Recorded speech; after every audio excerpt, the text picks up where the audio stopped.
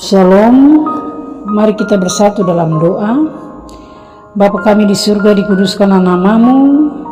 Bapa kami ucap syukur, terima kasih kami hendak membaca dan merenungkan kebenaran firman Tuhan. Urapi kami semua dengan kuasa Roh Kudus. Sucikan hati kami sehingga firman ditaburkan ini, firman Tuhan akan bertumbuh subur, berakar, berbuah, berlimpah-limpah dalam seluruh hidup kami.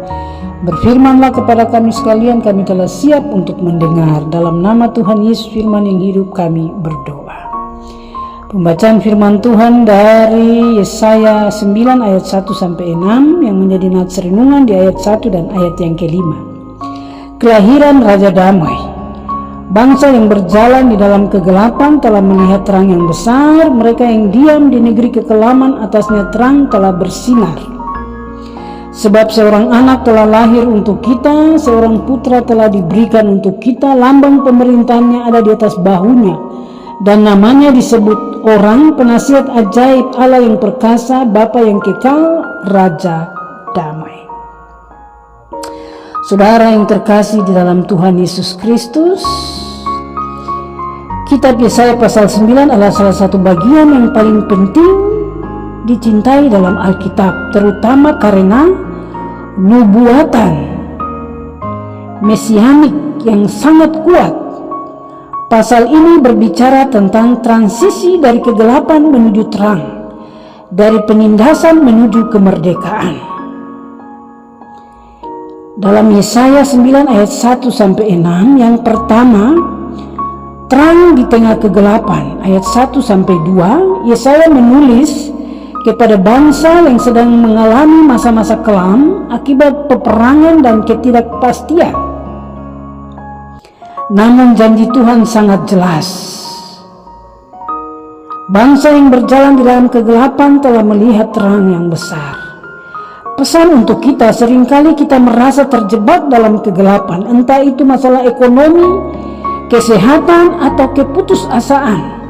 Renungan ini mengingatkan bahwa Tuhan tidak membiarkan kita dalam kegelapan selamanya.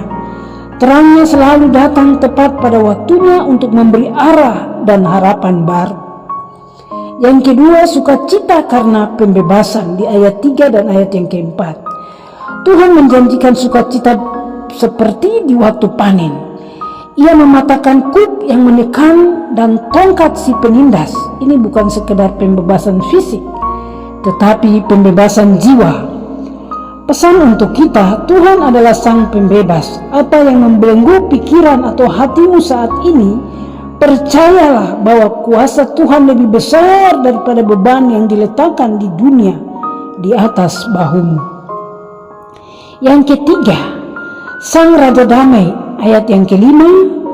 Puncak dari pasal ini adalah pengumuman tentang kelahiran seorang anak.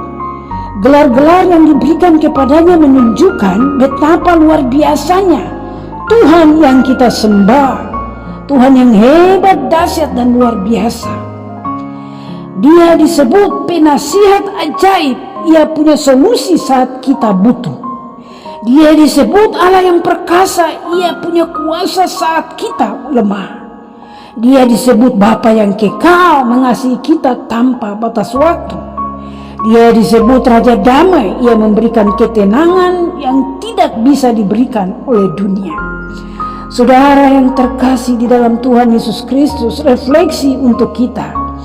Di dunia yang penuh dengan kebisingan dan kekacauan, Yesaya 9 mengajak kita untuk memandang kepada satu pribadi, yaitu Tuhan Yesus Kristus. Apakah hari ini kita sedang mencari nasihat? Datanglah pada si penasihat ajaib.